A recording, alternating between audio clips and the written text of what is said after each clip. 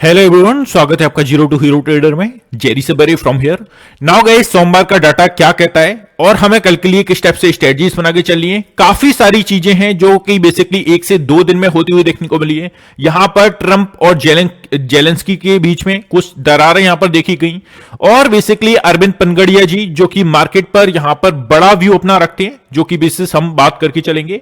And of the day guys, GST collection हमारा आ चुका है फरवरी मंथ का, तो उस पर भी यहां पर डिस्कशन की जाएगी। और एंड ऑफ द डे जिस टाइप से हमने देखा जीएसटी के जो नंबर्स आए थे, जो परसेंटेज आया था वो 6.2 बेसिस पॉइंट के आसपास आया। जो एक्सपेक्टेशंस थी 6.3 बेसिस के आसपास थी।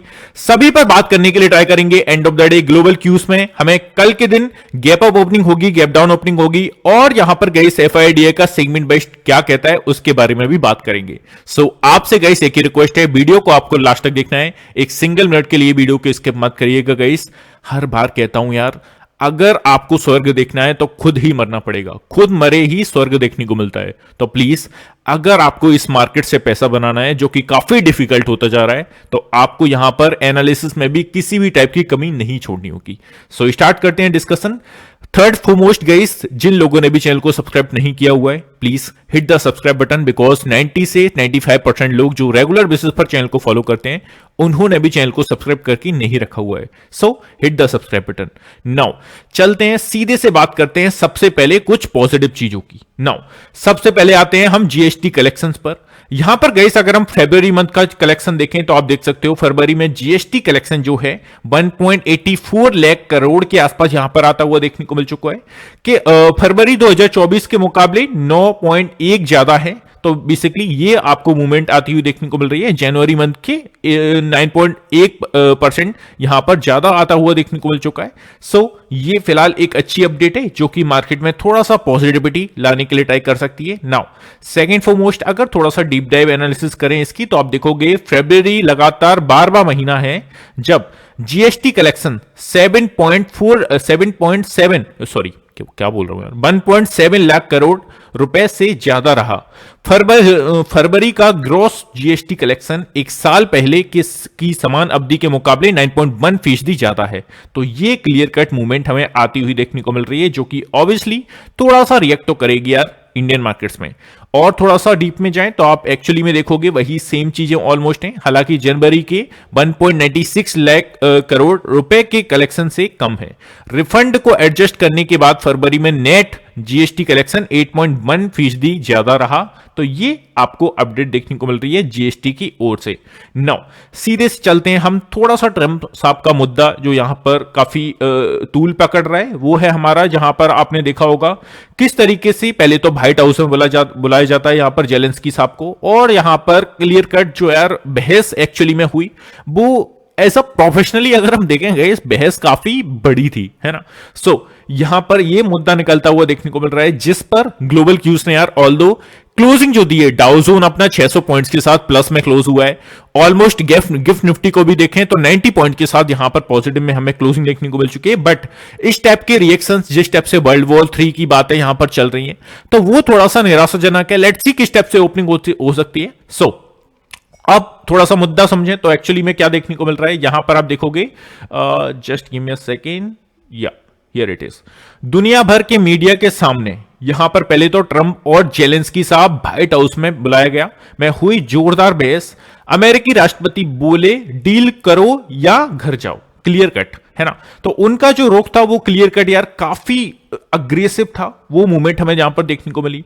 एक्चुअल में हम यहां पर मूवमेंट देखें तो पहले तो होता क्या है, राष्ट्रपति डोनाल्ड ट्रंप साहब, उपराष्ट्रपति जेडी बेंस और यूक्रेनी राष्ट्रपति वोलोदिमीर जेलेंस्की के बीच शुक्रवार को व्हाइट हाउस के ओवल ऑफिस में तीखी नोकझोंक हुई।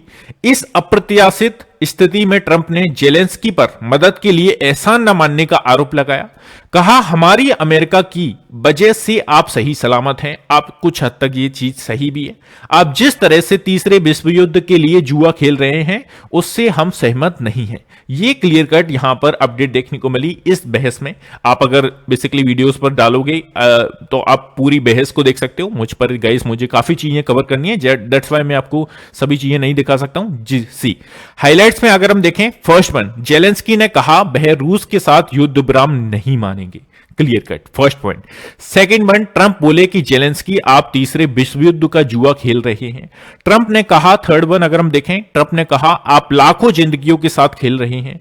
चौथे पॉइंट्स को अगर हम देखें, जेलेंस्की बोले कि अमेरिका रूस के साथ कोई समझौता नहीं करे। फिफ्थ पॉइंट, ट्रंप ने कहा अमेरिका को क्या करना है यह आप तय नहीं करेंगे। जब जेलेंस्की ने सवाल उठाया कि आप अमेरिका की तरफ से यहां पर बयान मतलब कि अमेरिका को सपोर्ट यहां पर करते हुए देखने को मिल रहे हैं, तब इस तरीके की चीजें यहां पर देखने को मिली। अब हम चलते हैं नेक्स्ट। हमारा जो मुद्दा निकल के आया था अरविंद पनगड़िया साहब की ओर से, यहां पर गाइस इनका जो क्लियर कट स्टेटमेंट निकल के आया है, जो कि काफी बड़ा स्टेटमेंट है, उनकी ओर से यहां पर ये कहते हुए देखने को मिले कि एक्चुअल में इंडिया की इकोनॉमी 10 साल में 9.5 लाख करोड़ डॉलर की हो जाएगी। अरविंद पनगड़िया ने ऐसा स्टेटमेंट दिया। अब ये स्टेटमेंट को थोड़ा सा और डीप डाइव पढ़ते हैं, क्या एक्चुअली में कह रहे हैं। सी, अरविंद पनगड़िया ने कहा 2003 से 2004 से लेकर बीते 21 साल में डॉलर में इंडिया की ग्रोथ करंट प्राइसेस पर 10.1% रही। अगर इस ग्रोथ रेट को अगले 10 सालों तक जारी रखते हैं तो इंडिया 9.5 लाख करोड़ डॉलर की इकोनॉमी होगी। तो जो कि काफी अच्छा स्टेटमेंट है, काफी पॉजिटिव स्टेटमेंट है। तो ये अरविंद पनगड़िया साहब की ओर से देखने को मिल रहा है। अगर इनकी बात करें तो एक्चुअली में ये है कौन, पहले तो ये समझ लीजिए। सी, अगर हम बात करें इनकी तो सोलवे फाइनेंस कमीशन के चेयरमैन अरविंद पनगड़िया जी हैं। लंबी अवधि में इंडिया की अच्छी ग्रोथ की उम्मीद की है। 1 मार्च को उन्होंने कहा कि 2047 तक विकसित देश बनने का भारत का लक्ष्य पूरा होने वाला है। उन्होंने कहा कि एक तरफ अतिरिक्त रिफॉर्म्स जरूरी है तो दूसरी तरफ इंडिया करंट प्राइसेस पर डॉलर में जरूरी इकोनॉमिक ग्रोथ में बनाए रखने की स्थिति में है।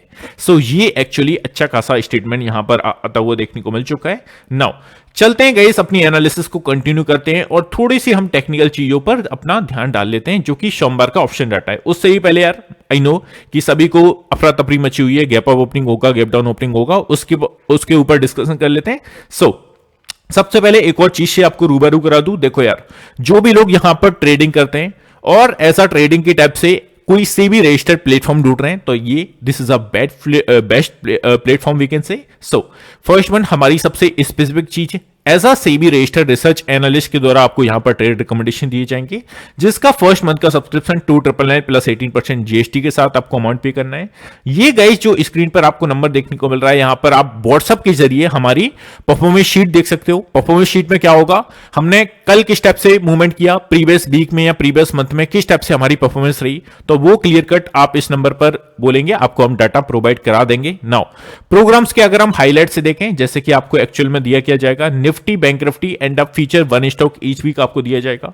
Trade with exact entry, target and stop losses के साथ दिया जाएगा। आपको किसी भी टाइप की एनालिसिस करने की जरूरत नहीं है। और सबसे इंपॉर्टेंट चीज गाइस, जो भी आप कंटिन्यू जॉब करते हो, बिजनेस करते हो, किसी भी टाइप का आपका अदर ऑक्यूपेशन है, वहां पर आपको 10 बजे से पहले 90% ट्रेड्स दे दिए जाते हैं एंड अपना काम आप कंटिन्यू कर सकते हो। इसके साथ भी 1 से 2 ट्रेड्स आपको फोकस के साथ, रिस्क मैनेजमेंट के साथ दिए जाते हैं with the high percentage accuracy. जो भी लोग इंटरेस्टेड है इस नंबर पर व्हाट्सएप के जरिए यहां पर मूवमेंट कर सकते हैं। अब परफॉर्मेंस शीट हमारी किस टाइप से आपको देखने को मिलेगी, just you can see this is our performance sheet last days की, है ना। लास्ट का अगर आप देखेंगे 2.5 वीक का डाटा है जनवरी मंथ का।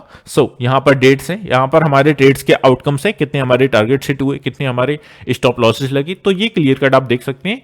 इसको देखकर आप अपना मूड माहौल बना सकते हैं। तो ये आपको चीजें जो कि ध्यान में रख के चलना है। Now back to analysis and सबसे पहले चलते हैं यार ग्लोबल क्यूज पर। देखो ग्लोबल क्यूज की जिस टाइप से क्लोजिंग देखने को मिली है, क्लियर कट एक गैप अप ओपनिंग के हायर चांसेस हैं, बट जिस टाइप से यार थोड़ी सी चीजें बिगड़ती हुई देखने को मिली है, वर्ल्ड वॉर वगैरह की बातें, जेलेंस्की और अपने ट्रम्प साहब है उनकी थोड़ी सी नोकझोंक, तो ये चीजें मैटर कर सकती हैं थोड़ी सी। फिलहाल अगर हम देखें गिफ्ट निफ्टी की जो हमें क्लोजिंग देखने को मिल चुकी है 90 पॉइंट्स पॉजिटिव। यूएस मार्केट्स की क्लोजिंग देखें तो डाउ जोन को देख सकते हैं 600 पॉइंट के साथ 1.39% पॉइंट्स के आसपास यहां पर ग्रीन में क्लोजिंग देखने को मिल चुकी है। S&P 500 की क्लोजिंग 92.93% के आसपास है, पॉइंट्स के आसपास है। नेस्डेक की बात करें 309 पॉइंट्स के आसपास यहां पर ग्रीन में क्लोजिंग हमें देखने को मिल चुकी है। तो एज हम अगर क्लोज्ड बेसिस पर देखें तो एक अच्छी खासी गैप अप की सिचुएशन में मार्केट्स ओपन हो सकते हैं, है ना। नाउ यूरोपियन मार्केट्स को अगर हम ट्रैक करें तो यहां पर भी आप देख सकते हो फुट्जी, कैक, डेक्स तीनों ही मेजर इंडाइसेस में ग्रीनरी के साथ क्लोजिंग दी है, भले ही सपाट टेरिटरी में क्लोजिंग दी हो, but and of the day green में हमें क्लोजिंग देखने को मिल चुकी है। तो ये मूवमेंट हमें ग्लोबल क्यूज की ओर से देखने को मिल रहे हैं। नाउ चलते हैं थोड़ा सा एफआईडीआई पर नजर मार लेते हैं। ऑलमोस्ट मैं प्रीवियस वीडियो में भी इन चीजों को मैंने कवर किया था। तो जैसा कि आपने देखा एफआईआई के जो नंबर्स हैं काफी बड़े नंबर्स के साथ हमें यहां पर सेलिंग प्रेशर देखने को मिला 11,639 करोड़ के आसपास। घरेलू फंड्स की बात करें 12,308 करोड़ के आसपास बाइंग स्ट्रक्चर देखने को मिला। तो फिलहाल इसके बेसिस पर हम कह सकते हैं तो एफआईआई कंटिन्यू बेसिस पर यहां पर डाउनसाइड के लिए ही मूवमेंट कर रहे हैं, और ये गए सबसे बड़े नंबर्स हैं पूरे फरवरी मंथ के, सबसे बड़े नंबर्स हमें देखने को मिले थे 28 फेब को। नाउ चलते हैं यार सीधे से, पहले तो ऑप्शन डाटा पर बात करते हैं। सी सोमवार का ऑप्शन डाटा क्या कहता है, और सबसे पहले समझा दूं जो भी नए लोग वीडियो को देख रहे हैं उनके लिए, जब भी हम कॉल साइड की बात कर रहे हैं इट मींस हम रेजिस्टेंस जोन्स को फाइंड करने के लिए ट्राई कर रहे हैं, और कौन कितना इंपोर्टेंट रेजिस्टेंस एरिया है, जिस स्ट्राइक प्राइस के सामने जितनी स्ट्रॉन्गेस्ट पोजीशंस होंगी वो उतना ही स्ट्रॉन्गेस्ट एरिया होगा। That is simple. नाउ जैसे कि 22,100 के आसपास हमें क्लोजिंग देखने को मिल चुकी है। नेक्स्ट एक्सपायरी का डाटा अगर हम देखें 20,000 के आसपास यहां पर पोजीशंस देखने को मिल रही हैं। 22,200 की बात करें 56,000 के आसपास यहां पर मूवमेंट हमें देखने को मिली है। सो 200 ऐसा हर्डल के टाइप से वर्क करेगा अगर मार्केट्स एक फ्लैट टेरिटरी में ओपन होते हैं। ऐसा क्यों, जट्स में आपको चार्ट्स पर भी दिखाऊंगा क्यों मैं ऐसा कह रहा हूं। सो 22,300 will be a next hurdle अगर मार्केट 200 को ब्रेक करके ऊपर सस्टेन करता है। 97,000 के अप्रॉक्स पोजीशंस क्रिएट हैं, तो इस पर लगा सकते हो आप star. This is a important zone for the upside. 22,400 it can be a next hurdle, है ना। 71,000 के अप्रॉक्स यहां पर पोजीशंस क्रिएट हैं, तो ये आपको ध्यान में रख के चलना है guys, as a call side, as a resistance area. Now चलते हैं पुट साइड की पोजीशंस को ट्रैक कर लेते हैं, एज अ सपोर्ट एरियाज को देख लेते हैं। So just give me a second. या सो पुट साइड की पोजीशंस को आप देखोगे एज अ सपोर्ट एरियाज हम देखें। यार व्हाट्स हैपनिंग। या सो यहां पर आप देख सकते हैं 22,100 के आसपास हमें क्लोजिंग देखने को मिल चुकी है। 44,000 के अप्रॉक्स यहां पर पोजीशंस क्रिएट हैं। इसके नीचे निकल के अगर सस्टेन किया 22,000 round figure can be A next hurdle for the downside. 69,000 के अप्रॉक्स पोजीशंस क्रिएट हैं। लेट्स सी यार 22,000 का राउंड फिगर ब्रेक करता है या नहीं। मुझे लगता है यार अगर मार्केट को जाना भी है नीचे तो एटलीस्ट 1 से 2 दिन 22,000 के ऊपर हमें सस्टेन करता हुआ देखने को मिल सकता है। अगर फिर ब्रेक करता है तो इसके नीचे जाएगा, अदरवाइज 2 गैप को हम यहां पर छोड़ कर रहे हैं। कौन से गैप को जस्ट मैं आपको चार्ट पर बताने वाला हूं, सभी चीजें आपकी क्लियर हो जाएंगी। 21,900 will be a next hurdle अगर 22,000 को बदकिस्मती से ब्रेक करता है। 38,000 के अप्रॉक्स यहां पर पोजीशंस क्रिएट हैं। 21,800 का स्ट्राइक प्राइस अगर हम देखें 96,000 के आसपास यहां पर पोजीशंस क्रिएट हैं, तो ये चीजें आपको ध्यान में रख के चलना है। और गाइस एक और चीज मेंशन कर दूं, जिसको भी इस टाइप का डाटा चाहिए मेरे फ्री टेलीग्राम चैनल में ऐड होना मत भूलिएगा। नीचे डिस्क्रिप्शन में लिंक है जो कि फ्री ऑफ कॉस्ट है। एटलीस्ट इस बारे ग्रुप में आपको ऐड हो ही जाना है। नाउ चलते हैं नेक्स्ट बैंक निफ्टी पर मूवमेंट देख लेते हैं। सो बैंक निफ्टी की पुट साइड की पोजीशंस मतलब कि एज अ सपोर्ट एरियाज को अगर हम ऑब्जर्व करें 48,300 का लेवल यहां पर हमें क्लोजिंग देखने को मिल चुकी है। 7,000 के अप्रॉक्स पोजीशंस क्रिएट हैं। इसके नीचे हम देखें 48,000 का strong area we can say, because just जनवरी मंथ का जो लो टेस्ट हमने किया था वो 47,900 800 के आसपास किया था। निफ्टी जनवरी मंथ के लो के आसपास मतलब कि उसको ब्रेक करके नीचे सस्टेन करके क्लोजिंग दे दिया है वीकली कैंडल की, और 9 महीने के की लेवल के आसपास हमारा निफ्टी आ चुका है। बट बैंक निफ्टी ने स्टिल जो हमारा जनवरी मंथ का लॉ था उसको ब्रेक स्टिल नहीं किया है। तो कंपैरिजन निफ्टी बैंक निफ्टी थोड़ा सा ठीक ठाक लेवल के आसपास है। 28,000 के अप्रॉक्स यहां पर पोजीशंस क्रिएट हैं, और 47,500 can be A next hurdle अगर 48,000 के नीचे मार्केट सस्टेन किया। देखो 48,000 के नीचे ऐसा नहीं है कि सीधे से आपको 500 के टारगेट के लिए शॉर्ट करके बैठ जाना है। मेरा यहां पर देने का मतलब है कि हायर जो पोजीशंस हैं, अच्छी खासी जो मैसे पोजीशंस हैं वो निकल के जो आई हैं वो आई हैं 47,500 के स्ट्राइक प्राइस पर 48,000 के राउंड फिगर के बाद। तो ये सिंपल तरीके से थोड़ा सा मैच्योरिटी दिखाइएगा, लेवल्स को समझिएगा। नाउ 47,000 का नेक्स्ट हर्डल यहां पर हमें जो पोजीशंस हैं वहां पर देखने को मिल रही हैं। 23,000 के अप्रॉक्स यहां पर पोजीशंस क्रिएट है। तो ये गाइस आपको देखकर चलना है ऐसा बैंक निफ्टी के चार्ट्स के अकॉर्डिंग। नाउ चलते हैं हम अपना एक्चुअल में नेक्स्ट मूवमेंट देख लेते हैं। Just give me a second. अपना कॉल साइड की पोजीशंस को ट्रैक कर लेते हैं सी। अब कॉल साइड की पोजीशंस को अगर हम ट्रैक करें तो आप देख सकते हो 48,000 का राउंड फिगर, 8,000 के अप्रॉक्स यहां पर पोजीशंस क्रिएट है। तो 48,300 का लेवल जिस टाइप से आपने देखा, इसी के इर्द गिर्द हमें क्लोजिंग देखने को मिल चुकी है। 5,000 के अप्रॉक्स यहां पर पोजीशंस क्रिएट हैं। 48,500 विल बी नेक्स्ट हडल, 15,000 के अप्रॉक्स यहां पर पोजीशंस क्रिएट हैं।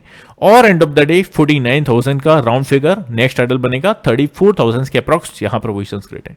तो 48,500 इस पर आप स्टार लगा सकते हो, because this is a important area. इसके आसपास से हमें फ्राइडे के सेशन में भी इसी के आसपास से डाउन साइड क्लीन मूवमेंट देखने को मिली थी, एंड ये काफी अच्छा हर्डल है। इसके ऊपर अगर निकल के टिकता है, सस्टेन करता है हमारा बैंक निफ्टी, तो अपसाइड के लिए भी अच्छी खासी मूवमेंट देखने को मिल सकती है, जो कि 48,800 और 49,000 के राउंड फिगर पे।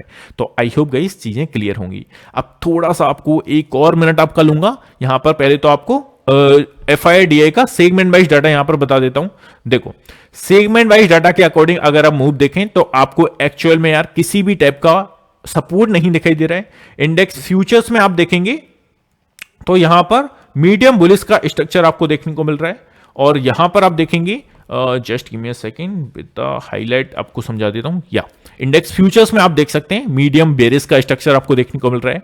निफ्टी की बात करें तो स्ट्रॉन्ग बेरिश का स्ट्रक्चर देखने को मिल रहा है, जो हमें चार्ट्स पर देखने को मिल ही रहा है। 9 मंथ के लॉ के आसपास हमारा निफ्टी खड़ा हुआ है।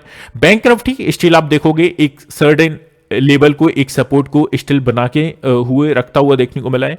मीडियम बेरिश का स्ट्रक्चर यहां पर देखने को मिल रहा है।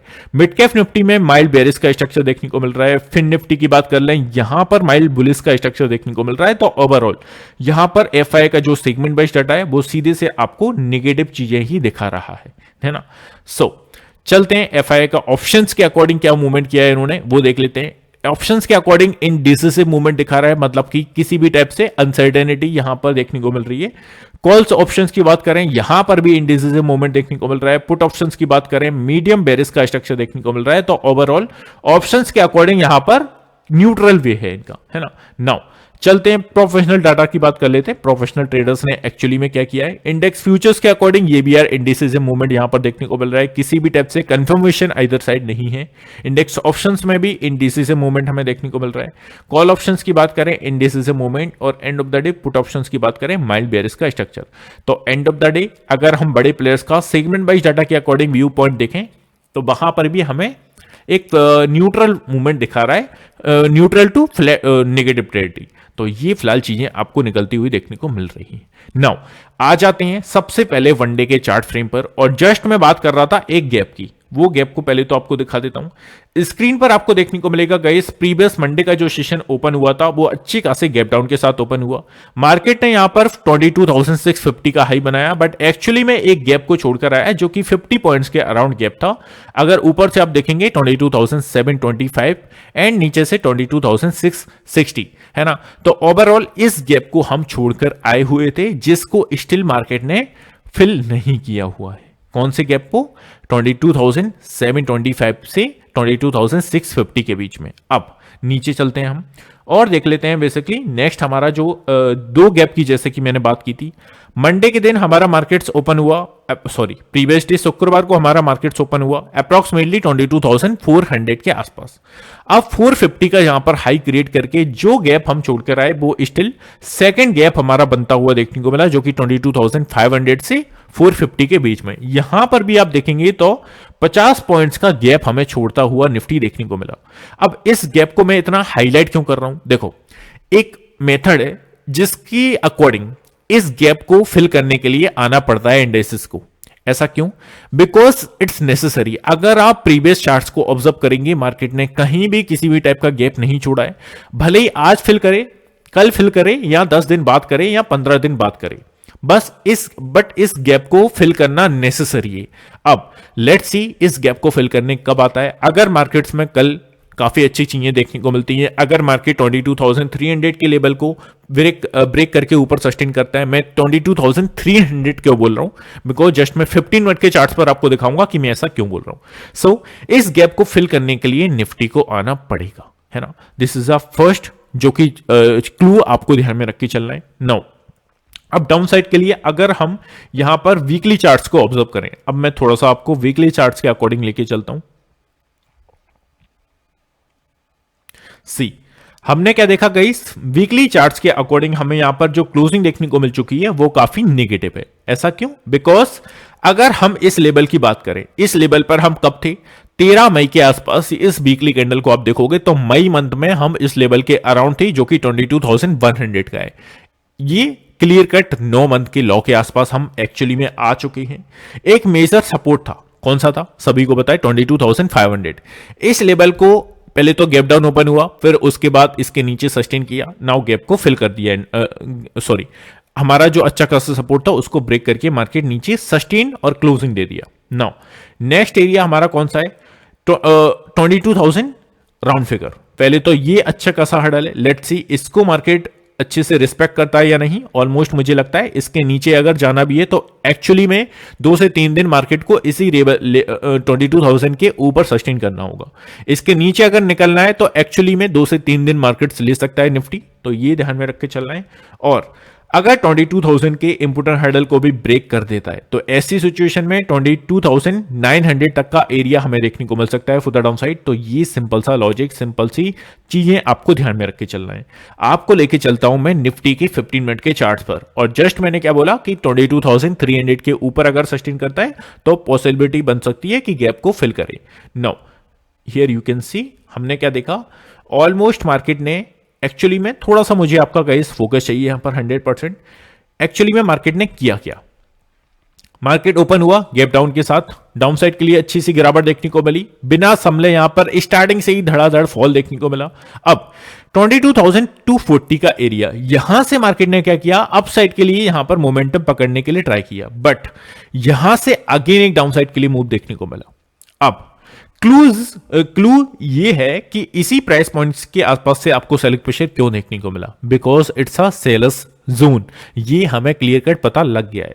अब मार्केट्स ओपन अगर होते हैं 22,250 200 के आसपास, तो ऐसी सिचुएशन में 22,300 का जो लेवल है, again it's work as a resistance area. इसके नीचे इसके ऊपर अगर मार्केट निकल जाता है, सस्टेन करता है इसके ऊपर, देन पॉसिबिलिटी बन सकती है कि जस्ट हम जो गैप को छोड़कर आए 22,450 और 500 के बीच में, उस गैप को फिल करने के लिए जा सकता है, बट स्टिल 22,300 के लेवल को ब्रेक करके निकलना होगा। This is the first confirmation जो कि आपको गैप फिल का संकेत देगी।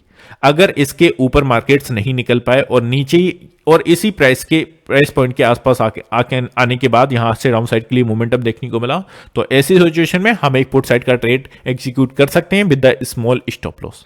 ये सिंपल सी चीज आपको फॉलो करके चलनी है। नाउ अगर मार्केट फ्लैट टेरिटरी में ओपन हुए, फ्लैट टेरिटरी मतलब एक जिस प्राइस पॉइंट पर हमने क्लोजिंग दी है उसी प्राइस पॉइंट के आसपास अगर हम मार्केट्स में ओपन होते हैं तो उसको वीकेंड से फ्लैट टेरिटरी। नाउ यहां से एक और लेवल है, कौन सा लेवल है? 22,200 का। मार्केट ने गाइस लास्ट में क्या किया?